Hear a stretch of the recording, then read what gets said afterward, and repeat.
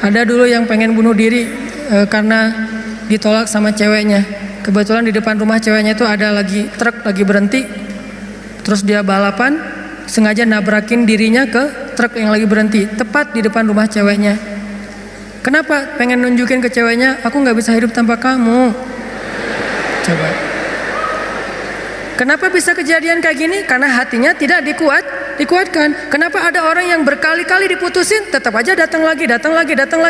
Kuat banget tuh hatinya. Berkali-kali diputusin, datang lagi. Bukan datang ke yang lain, datang ke yang sama. Sampai orang yang putusinnya, yang putus asa memutuskan, akhirnya menerima. Nah, di sini berarti bukan soal layak dan tidak, soal siapa yang paling sabar ya. Kan kata Umar bin Khattab, rahasia kemenangan dalam satu pertarungan, ini yang ngomong jawaranya ya, Umar bukan saya. Kalau saya mungkin bukan petarung, kalau Umar kan petarung. Dia ngomong apa? Rahasia kemenangan dalam satu pertarungan bukan teknik, bukan kekuatan fisik, tapi ketahanan, kesabaran. Siapa yang paling sabar, dia yang akan menang.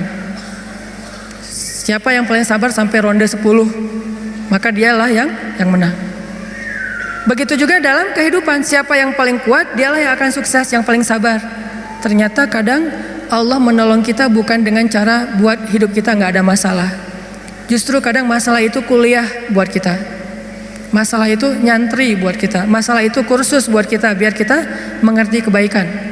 Mengerti artinya menjadi orang yang tangguh, tapi Allah kuatkan hati kita. Sehingga kita berbaik sangka. Ihfazillah yahfazka. Jaga Allah, Allah jaga kamu. Berbaik sangka kepada Allah. Misalnya lagi ada musibah, oh kayaknya Allah mau ganti yang lebih baik nih, kayak gitu. Ada musibah langsung berbaik sangka, Allah mau ganti yang lebih baik. Istri saya tuh salah satunya, dan beliau aktivis mengurus pasien-pasien kanker yang kurang mampu di Bandung. Jadi kita punya namanya Rumah Teduh, menampung ada sekitar 6 rumah, menampung lebih dari 70 pasien, termasuk ada yang dari Garut, dari Tasik, dari pelosok-pelosok, bahkan ada yang dari Garut bagian selatan yang kemarin sempat kita anterin, udah meninggal pakai ambulan. Dari Bandung ke rumahnya itu 12 jam. Karena pertama udah sampai di jalan raya harus digotong, nggak bisa naik mobil ke atas, ke bukit gitu. Gotongnya aja sejam. Kalau pakai motor nggak mungkin kan, bawa tandu kan, pakai motor nggak mungkin ya. Tapi kalau teman-teman anak-anak motor kayaknya bisa nih ngetrik ya, bawa. Kalau kita nggak bisa, akhirnya ditandu sejam naik ke atas tuh. Nah, kemarin ada kejadian di salah satu rumah teduh untuk nampung pasien-pasien yang kurang mampu bersama keluarga mereka. Ada satu pasien nyamar. Dia pura-pura sakit, terus tinggal di situ sehari. Tiba-tiba malam hari dia hilang, semua HP keluarga pasien diambil, dibawa lari. Mencuri HP pasien kanker kurang mampu, coba kurang apa dosanya tuh? Mencuri HP, nyopet HP orang di mall masih mending, dosa lah ya. Tapi nggak dosa segede itu ya, nggak berlipat-lipat. Ini dosanya apa?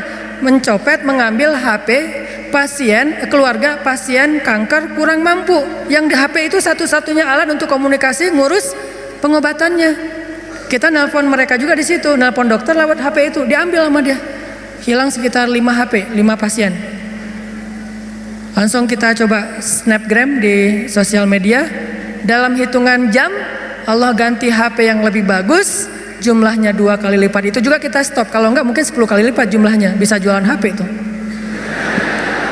Kita taruh instastory, kita butuh HP nih, ada 5 pasien kita yang kehilangan HP dalam satu musibah, mudah-mudahan Allah ganti yang lebih baik. Ternyata langsung pada ngejapri, saya ganti. Bukan HP bekas, HP baru yang harganya mungkin lebih mahal berkali-kali lipat dari yang hilang, dan jumlahnya berkali lipat dari yang hilang. Hilang 5, yang udah terkumpul dalam hitungan 1 jam 10. Itu langsung kita stop, kalau enggak bisa 100 tuh. Lumayan kan, bisa buka lapak lagi tuh. Nah ternyata benar, kalau kita berprasangka baik ke Allah, akhirnya mereka pas dikasih HP yang baru bingung, Pak ini gimana cara memakainya nih? Karena HP yang mereka selama ini kan yang HP hitam putih yang agak gede yang bisa ngelemparin maling ya. Sekarang HP-nya slim, warna, bisa selfie. Mudah-mudahan sih nggak sibuk selfie ya. Nah alhamdulillah dikasih yang lebih baik. Coba berprasangka aja sama Allah. Dan itu mudah banget bagi Allah. Saya juga pernah hilang HP. Malam-malam mau ada acara tahajud bareng. Bangun tidur karena udah telat bangunnya. Acara tahajud jam 2, saya bangun di rumah jam 2. Kan telat banget tuh, berangkat ke tempat masjidnya setengah jam paling cepat. Akhirnya karena panik, saya ambil HP, jatuh. Pas jatuhnya itu bagian layarnya langsung pecah, gak bisa lagi dipakai digit. Wah, HP saya hilang. Langsung doa, Allahumma ajurni fi musibati wa akhluf li khairam minha. Ya Allah, beri saya pahala dalam musibah saya, beri saya ganti yang lebih baik darinya. Waktu itu HP saya HP harga 2 juta. Paginya jam 10 pagi Allah ganti dengan Samsung Note 5 yang waktu itu harganya masih 10 juta. Coba langsung cash, langsung dikasih sama Allah. Gimana caranya? Allah yang punya cara. Dan kita nggak harus tahu caranya karena ayatnya juga wa yarzuqhu min haitsu la yahtasib, dari jalan yang Allah yang kalian tuh nggak pernah duga. Prasangka baik sama Allah. Ditolak, oh berarti akan diberikan yang lebih baik dari ini. Ditolak lagi, oh berarti lebih baik lagi. Cari lagi yang lebih baik, ditolak lagi. Makanya nyarinya yang terbaik. Begitu ditolak, Allah berarti akan menggantikan yang lebih baik dari dia. Itu ada cewek, Masya Allah, berhijab, hafal Al-Quran, juz 30. Lancar. Ini kayaknya tipe saya banget nih. Jadi saya gak perlu repot-repot ngajarin Al-Quran ke anak saya. Udah ada mamanya. Ini kayaknya cewek yang setia, keibuan. Kayaknya dia gak senang keluar, lebih senang di rumah. Pas banget dengan tipe kita misalnya. Ternyata pas datang ditolak. Maaf saya udah tunangan. Lagi-lagi kayak gitu ya. Gak survei dulu sih, langsung datang aja. Karena gak ada surveinya, datang ditolak. Oh mudah-mudahan dikasih yang tadi juz 30. Karena ditolak dikasih yang 30 juz. Tapi sekarang masih juz 30 juga bertahap. Pas sudah nikah nanti dia hafal Quran jadi 30 juz. Bisa kayak gitu, bisa banget. Kerjaan, ada satu kerjaan yang kita nggak berhasil, satu usaha nih. Lagi mulai usaha kecil, modal 1 juta usaha. Ternyata ada yang nggak jujur, kita ketipu, gagal. Jangan langsung berburuk sangka ke Allah. Apa maunya lagi Allah nih? Saya kan melakukan usaha ini gara-gara saya meninggalkan riba. Masa saya meninggalkan riba tapi malah makin sulit? Kayaknya Allah nggak rela ya. Saya mau hijrah. Ya udah deh saya balik lagi. Malah saya juga sama Allah. Kayak gitu kan? Berarti kita sudah berburuk sangka kepada diri kita sendiri. Harusnya, oh Allah nggak mau ngasih saya rezeki yang receh kayak gini nih. Makanya dibikin ini ada masalah dikit, dikasih rezeki yang lebih besar. Usaha lagi. Dari mana? Kan udah habis modalnya. Bukankah Allah maha kaya? Bukankah Allah alam yajidka yatiman fa'awa? Wa wajadaka dhallan fahada wa wajadaka ailan fa'aghna. Tinggal kita yakin aja dan berbaik sangka kepada Allah. Makin yakin dan makin berbaik sangka, makin Allah nunjukin hal-hal yang ajaib dalam hidup kita. Saya sering cerita, pasti teman-teman mungkin sebagian pernah dengar di YouTube. Gimana saya ngebuktiin kebesaran Allah dengan sedikit mengambil resiko gambling, yaitu berangkat ke luar negeri gak punya modal sama sekali. Gak bawa duit, 1 rupiah pun gak bawa, berangkat ke luar negeri. Terus apa keyakinan saya? Baik sangka kepada Allahnya. Saya cuma berbaik sangka waktu itu Allah di Indonesia sama Allah di Mesir itu sama. Beda gak Allah di Indonesia dengan di Mesir? Sama kan ya? Terus yang ngasih makan kita di Indonesia Allah, berarti yang ngasih makan kita di Mesir Allah juga. Ya udah, berarti gak ada masalah. Orang yang ngasih makannya sama, kecuali yang ngasih makannya beda.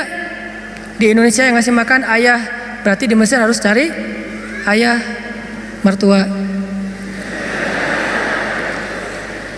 Ayah bukan pemberi makan, tetapi ayah yang dengan lewat dialah Allah memberi kita makan. Tapi punya cara yang lain, Allah lah pemberi makan. Akhirnya saya berangkat.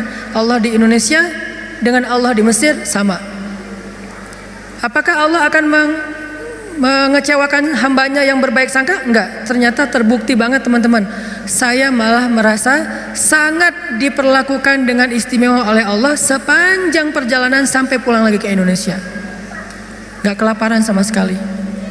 Ikhtiar. Cuman kadang kita ikhtiar habis-habisan, kalau Allah mengatakan tidak ya tetap aja nggak bisa. Ada juga orang yang ikhtiarnya biasa-biasa aja, Allah bilang ya, dapatnya lebih dari apa yang dia ikhtiarkan. Saya jual bakso, jual doang, yang masak teman, karena saya nggak bisa masak. Saya bilang ke teman, lo masakin bakso, nanti biar gua yang jual, nanti bagi dua, lo 30%, saya 70%.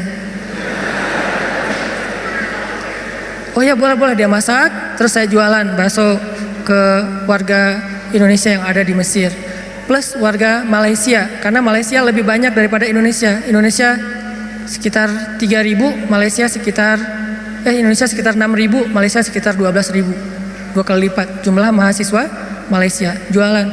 Lagian kalau orang Malaysia mungkin karena nggak terbiasa makan bakso, nggak bisa ngebedain bakso enak dan nggak enak ya, jadi lebih aman nih. Jangan jual bakso ke orang Bandung, ketahuan banget nggak enaknya. Karena orang Jawa Barat kan banyak jualan bakso tuh. Ini nggak kayak bakso di tempat saya, jualan bakso ke mereka. Dan saya ngasih jumlah pentol baksonya tergantung mood. Kalau orangnya kayaknya nyaman nih, enakan nih, kasih banyak. Kalau orangnya nyebelin, kasih aja 2, cukup lah. Datang wajahnya cemberut gitu, mau apa? Beli bakso. Oh ya, 2 kasih aja. Terus temennya, Mas, iya, mau apa? Mau beli bakso? Boleh? Oh boleh. Oh, kasih 10. Akhirnya pas makan berdua ngelihat sebelah, kok beda? Beda amalan. Rugi kah? Nggak rugi, untung juga gede. Bakso, catering, jual dolar keliling. Terus pokoknya ada adik-adik kelas baru datang langsung dipalakin. Dolarnya sini. Langsung kasih dengan pon Mesir. Dolar. Dalam sehari bisa dapat 1.000 dolar, lumayan. Sampai akhirnya setelah saya berangkat ke Mesir, justru nafkah keluarga saya lebih lancar daripada saya di Indonesia. Buktinya apa? Adik-adik itu sekolah saya biayain, kirim dari Mesir, dari mulai dia SD, SMP, SMA dibiayain. Terus ibu nanya, saya nanya ke ibu, Mak, kan di Aceh, Mak butuh apa di rumah? Kalau abang ada duit lebih, Mak pengen beli kulkas. Karena seumur-umur saya, kita belum pernah punya kulkas sendiri, rumah juga ngontrak. Kalau Ramadan itu ngambil es dari rumah tetangga. Nah ini mau Ramadan nih, pengen punya kulkas sendiri. Oh boleh Mak, berapa aja lah. Yang 5 juta juga gak apa-apa kata Mak. Kemahalan. Akhirnya saya kirim 1,5 juta beli kulkas yang 1 pintu, yang kecil. Bahagia. Mak butuh apa lagi? Ya ini adik-adik baju lebaran belum dibeli, kirim baju lebaran. Mak butuh apa lagi? Ini uang kontrakan bulan ini belum bayar, kirim. Ternyata benar, kalau kita berbaik sangka ke Allah sekali, Allah akan ngebalasnya minimal 10 kali. Sampai menikah di sana, punya anak di sana, pulang ke Indonesia. Saya sering gambling dengan cara berbaik sangka kepada Allah. Tapi jangan gambling sesuatu yang Allah nggak janjikan ya. Saya berbaik sangka ke Allah, berdiri aja di rel kereta, pasti nggak akan ditabrak lah. Allah nggak pernah bilang siapa yang berdiri di rel kereta akan aku tolong dan tidak akan ditabrak. Nggak ada janji Allah kayak gitu. Ada gitu ayatnya. Coba gambling ke yang ada ayatnya. Siapa yang bertakwa pasti akan aku kasih jalan keluar. Siapa yang bersabar pasti aku berikan pertolongan. Siapa yang sholat pasti aku akan membantu dia. Yang Allah udah janjiin, maka gamblinglah dengan hal itu. Ambillah resiko dengan janji-janji itu. Tapi kalau Allah nggak ngejanjiin apa-apa, jangan ambil resiko. Karena Allah juga nggak punya perjanjian. Siapa yang loncat dari tower pasti akan selamat. Nggak ada ayatnya, nggak ada hadisnya. Siapa yang minum racun nggak apa-apa, karena dia minum racunnya ikhlas. Nggak ada minum racun ikhlas. Ini teman-teman, berbaik sangka kepada Allah, maka kita nggak bakalan kecewa. Ada masalah apa aja, balikin lagi ke Allah. Oh ini kayaknya Allah pengen ngasih kebaikan. Yang baik-baik aja yang dipikirin tentang Allah. Begitu sekali kita berburuk sangka ke Allah, sekali itu kita telah memberikan kesempatan buat diri kita untuk celaka atau mendapatkan kerugian. Aku tergantung prasangka hambaku kepadaku. Makanya cerita yang paling populer yang kita baca di Al-Quran itu ketika Nabi hijrah ke Madinah. Apakah perjalanan hijrah Nabi mudah? Enggak. Jadi kalau kita ngerasa perjalanan hijrah kita itu enggak mudah, berarti kita juga ngerasain apa yang dirasakan Nabi Muhammad SAW. Bukan kita doang yang susah dalam hijrah, Nabi juga susah, padahal Nabi lebih dekat ke Allah daripada kita. Yang mudah itu siapa? Umar. Itu hijrah yang paling mudah. Sebelum hijrah, posting dulu. Besok mau hijrah, hari ini posting. Captionnya apa? Wahai orang-orang Quraisy, ketahuilah bahwa saya besok bakalan hijrah.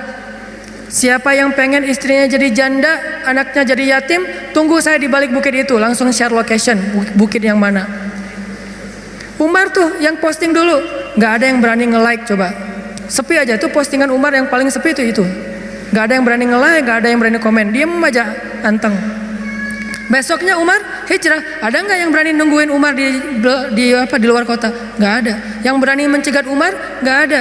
Karena mencegat Umar sama aja dengan bunuh diri. Ada dua orang yang nggak berani dicegat di Quraisy tuh, Umar sama Hamzah. Sedangkan Rasul dan Abu Bakar orang yang dianggap lemah, walaupun sebetulnya Nabi kuat, cuman nggak pernah bertarung, nggak pernah mukul orang sehingga nggak ditakuti. Kalau adu kekuatan pasti Nabi itu paling kuat, cuma kan nggak pernah mukulin orang, sehingga dianggap ini mah orang nggak menakutkan. Kalau Umar kan sering mukul orang, bukan sering, hobi itu. Sebelum hijrah, hobi mukul orang. Sama kayak Nabi Musa, hobi Noel orang, Noel aja mati. Lo apaan sih? Mati. Kan orang Kipti kan ditoel sama Nabi Musa, belum diapa-apain, baru ditakol dikit lah, udah mati. Ini Umar. Paling gampang hijrah itu Umar, sedangkan Nabi sendiri yang lebih soleh daripada Umar, susah hijrahnya. Harus sembunyi-sembunyi, harus diam-diam, harus ngambil arah yang berlawanan dari kota Madinah. Kota Madinah ke sebelah sini, Nabi malah perginya ke sebelah sini. Bukan mendekat, malah menjauh dari Madinah. Terus masuk ke dalam sebuah lubang, bukan goa, lubang kecil, namanya di atas Jabal Sur, sehingga disebut dengan Gua Sur. Sembunyi berdua sama Abu Bakar di situ nyumput. Ketahuan juga tuh takdir Allah. Kenapa Allah nggak buat orang-orang menjauh biar Abu Bakar dengan Rasulullah itu enak di dalam tempat itu, nggak ada yang ganggu. Sengaja Allah bikin skenarionya kayak gitu. Untuk apa? Untuk tunjukkan bahwa Allah Maha Kuasa. Buat orang yang beriman itu nggak ngaruh. Mau kayak gimana juga sulitnya nggak ngaruh. Yang penting Allah ridho. Itu aja yang penting. Yang penting Allah bersama kita. Cuma itu yang penting. Sehingga akhirnya ketika orang-orang berada tepat di mulut gua, itu jarak Nabi sama musuhnya itu cuma hitungan jengkal loh. Setengah lutut mereka, setengah kaki mereka itu udah kelihatan sama Nabi kayak gini nih. Tepat di depan Nabi. Sampai Abu Bakar berbisik ke Rasulullah, "Ya Rasulullah, kalau mereka ngelihat ke bawah, pasti mereka akan menemukan kita. Gimana nih? Gimana nih?" Abu Bakar yang khawatir. Abu Bakar yang takut, bukan takut dan khawatir terhadap keselamatan dirinya, tapi khawatir terhadap keselamatan kekasihnya Rasulullah SAW. Saking sayangnya Abu Bakar kepada Rasul. "Ya Rasulullah, gimana nih? Gimana nih?" Apa kata Rasulullah? "Ya Abu Bakar." Lembut Nabi ngomongnya. "Ya Abu Bakar, ma dhannuka bisnain? Allahu salisuhuma." Ya Abu Bakar, kenapa kamu mikir kita berdua doang? Bukankah Allah yang ketiga? Jadi kalau kita merasa sendiri, kenapa kita berpikir kita sendiri? Bukankah Allah yang kedua? Kalau kita merasa sedikit, kenapa kita berpikir sedikit? Bukankah Allah itu punya banyak pasukan yang diturunkan dalam perang Badar, perang Ahzab dan yang lainnya? Ma dhannuka bisnain? Allahu salisuhuma. Kenapa kamu mikir cuma berdua padahal Allah yang ketiga? La tahzan, innallaha ma'ana. Jangan khawatir ya Abu Bakar, Allah bersama kita. Setelah Rasulullah ngomong kayak gitu, apa yang terjadi? Apakah musuh kemudian menemukan mereka? Tidak. Gimana cara Allah memalingkan mereka? Allah palingkan hati dan pikiran musuh. Nggak kepikiran ngelihat ke bawah, nggak pengen juga ngelihat ke bawah. Ini cara Allah nih. Kalau ada berita bahwa di situ ada laba-laba, ada merpati bikin sarang, itu masih kontroversi di antara ulama. Ada ulama mengatakan itu benar, ada ulama mengatakan itu dhaif. Allahu alam. Tapi yang pasti Allah memalingkan mata, pikiran dan hati musuh dari melihat ke arah Rasul dan Abu Bakar. Itulah pertolongan Allah. Bukan ketemu terus tarung, musuh kalah. Gak usah serepot itu. Allah gak mau juga ngerepotin hambanya. Allah cuma pengen nunjukin kebesarannya aja. Dibuat musuh datang sampai sedekat mungkin, ukurannya cuma beberapa sentimeter, tapi dalam kedekatan yang luar biasa itu Allah tunjukin mereka tidak bisa ngapa-ngapain. Dipalingkan aja wajahnya, ngelihat ke semua sisi dilihat, tapi ke bawah enggak. Kan nggak masuk akal kan? Kenapa bisa kayak gitu? Inilah kebesaran Allah. Padahal harusnya ngelihat ke semua sisi, termasuk lihat ke bawah, ada orang nggak di dalam lubang-lubang itu? Nggak kepikiran sama sekali. Apakah satu orang musuh? Ada puluhan musuh. Dan puluhan musuh itu tidak satu orang pun yang berpikir untuk ngelihat ke dalam lubang itu. Satu orang pun gak berpikir. Begitulah cara Allah menolong kita. Allah bisa buat semua hati sayang kepada kita, sehingga Allah angkat derajat kita. Allah mengangkat derajat seseorang, merendahkan yang lain. Tiba-tiba semuanya jadi simpatik sama kita, respect sama kita. Mudah banget buat Allah. Dan kita melihat itu dalam banyak kejadian dalam kehidupan kita. Ada orang yang tiba-tiba muncul, ada orang yang tiba-tiba tenggelam, dan itu cara Allah. Ada yang orang tiba-tiba Allah buat dia terkenal, tiba-tiba orang dihindarkan dari semua orang, tinggal sendiri. Itu sangat mudah buat Allah. Makanya berbaik sangkalah kepada Allah dalam semua urusan. Sehingga ketika kita berbaik sangka kepada Allah, Allah akan memperlakukan kita seperti apa yang kita persangkakan. Jaga Allah, Allah jaga kita. Itu satu. Hari ini dua aja nih. Gimana maksud jaga Allah sehingga Allah jaga kita? Satu, berbaik sangka. Kedua, arti jaga Allah, Allah jaga kita ada di Al-Baqarah. Fadhkuruni azkurukum. Ingatlah Allah ketika kita senang, nanti Allah ingat kita ketika kita susah. Itu ayatnya. Walaupun terjemahannya nggak sejelas itu. Terjemahannya ingat aku ingat kamu. Tapi tafsirnya maksudnya ingat aku ketika kamu lagi senang, ketika kamu lagi lapang, ketika kamu merasa nggak butuh. Nanti aku akan ingat kamu ketika kamu lagi susah, lagi sempit, lagi butuh. Fadhkuruni adzkurkum. Jangan cuma ingat Allah pas kita butuh, sehingga nanti Allah baru akan ingat kita di kebutuhan berikutnya. Karena Allah membalas perbuatan kita, bukan langsung waktu itu. Jadi kalau kita mau ditolong ketika susah, jadilah orang yang selalu mengingat Allah ketika kita senang. Lagi nggak ada masalah nih, tetap ingat Allah. Gimana ingat Allah ketika kita lagi senang? Bersyukur ketika dapat nikmat, alhamdulillah ini nikmat dari Allah. Diingat Allahnya tuh dimention terus, di tag terus, sehingga ketika nanti kita kekurangan, Allah akan bilang itu hambaku lagi kekurangan, aku bantu deh. Karena ketika aku kasih dia nikmat, dia ingat aku. Begitu dia punya masalah, aku akan ingat dia. Apa contohnya? Contohnya ada seorang laki-laki, ini cerita Nabi nih, hadis, tapi hadisnya dalam bentuk cerita. Ada seorang laki-laki lagi musafir di zaman sebelum zaman Nabi, mungkin di zaman Nabi Isa atau zaman Nabi sebelumnya, tidak disebutkan. Yang jelas umat terdahulu, Bani Israel. Ada seorang laki-laki lagi jalan, di tengah jalan dia ngelihat ada segumpal awan yang bentuknya aneh. Awan ini awan yang sangat gelap, warnanya abu pekat, benar-benar mau hujan deras, tapi ukurannya nggak besar, ukurannya seukuran satu petak sawah doang gitu. Dia perhatiin nih awan kok aneh, yang lain cerah, tiba-tiba ada satu awan kayak gitu. Nggak lama dia memperhatikan, terdengar suara dari langit berbicara kepada awan, dan dia dengar suara itu. Apa kata-kata dari langit? Ya ghamam, iski mazra'ata fulan bin fulan. Wahai awan, turunkanlah hujanmu ke sawah fulan bin fulan. Fulan bin fulan ini disebutkan namanya. Wahai awan, turunkanlah airmu ke sawahnya fulan bin fulan. Setelah suara ini berbunyi, awan itu pun berarak, dibawa oleh angin. Berarak, laki-laki ini memperhatikan dan ngikutin. Kan tadi dia penasaran kan, dia kepoin mau kemana nih awan, ikutin tuh awan.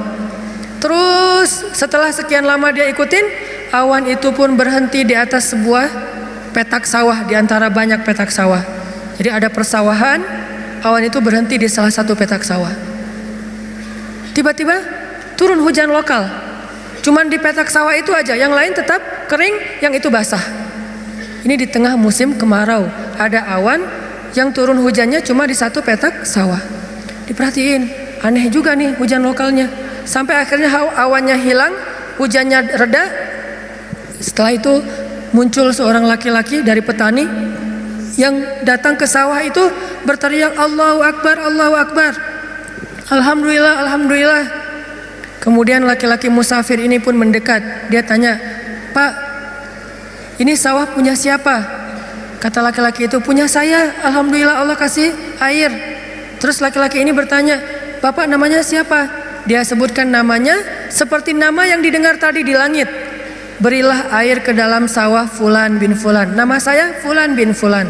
Masya Allah, ternyata orang inilah yang dimention dari langit tadi itu kepada awan. Terus musafir ini bertanya, Pak, dia cerita kejadiannya. Tadi saya ngelihat awan, mendengar suara dari langit, lalu awan itu menurunkan hujan hanya di petak sawah Bapak. Apa yang Bapak lakukan sehingga Allah mengistimewakan Bapak? Kenapa Allah memberikan air hanya ke sawah Bapak sementara yang lain tetap gersang? Apa yang Bapak lakukan? Kata laki-laki ini, kalau saya habis panen, dapat nikmat nih, panen raya. Kalau saya lagi panen, saya selalu membagi harta saya menjadi 3 bagian. 1 bagian saya berikan kepada fakir miskin sebagai bentuk syukur. Ingat Allah berarti. 1 bagian lagi saya berikan kepada keluarga saya sebagai kewajiban, nafkah. Dan 1 bagian lagi saya jadikan sebagai modal untuk membeli benih-benih berikutnya. Diputar lagi tuh uang. Ternyata Allah ridho dengan apa yang dia lakukan. Dialah orang yang ketika senang ingat Allah, gak lupa sama Allah. Sehingga ketika dia susah, musim kemarau, musim kering, gak ada hujan, Allah ingat dia. Begitulah Nabi berkisah tentang laki-laki ini, tentang bab syukur di dalam banyak cerita-cerita ulama. Berarti maksud dari menjaga Allah, Allah jaga kita adalah bersyukur kepada Allah. Ingat Allah ketika kita senang, ketika kita sehat. Nanti Allah juga akan ingat kita ketika kita susah, ketika kita sakit. Minimal ingatnya dalam bentuk Alhamdulillah, ini anugerah dari Allah. Alhamdulillah, ini karunia dari Allah. Jangan lupa. Sehingga kalau kita dapat nikmat, jangan bangga diri dulu, jangan besar kepala dulu, tapi mention Allah dulu. Alhamdulillah, ini nikmat dari Allah. Sehingga nanti kalau kita butuh Allah, Allah akan ingat kita. Dan itu berlaku dalam semua masalah kehidupan kita. Satu cerita lagi, gimana Allah ingat hambanya yang ketika normal ingat Allah. Cerita yang populer tentang 3 orang yang terkurung di dalam gua. Gimana mereka bisa selamat? Lagi jalan touring, tiba-tiba badai, masuk ke dalam gua berlindung. Karena badai akhirnya terkurunglah di dalam gua. Lagi touring tuh. Bahkan mungkin motornya ketinggalan di luar.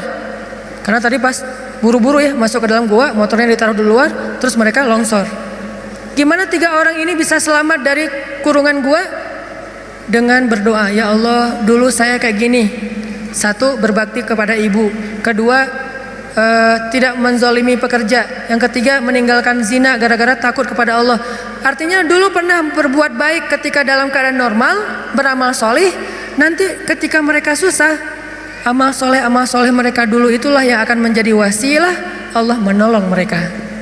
Jadi jangan beramal soleh, rajin sholat, rajin ke masjid, rajin tilawah pas lagi ada masalah doang.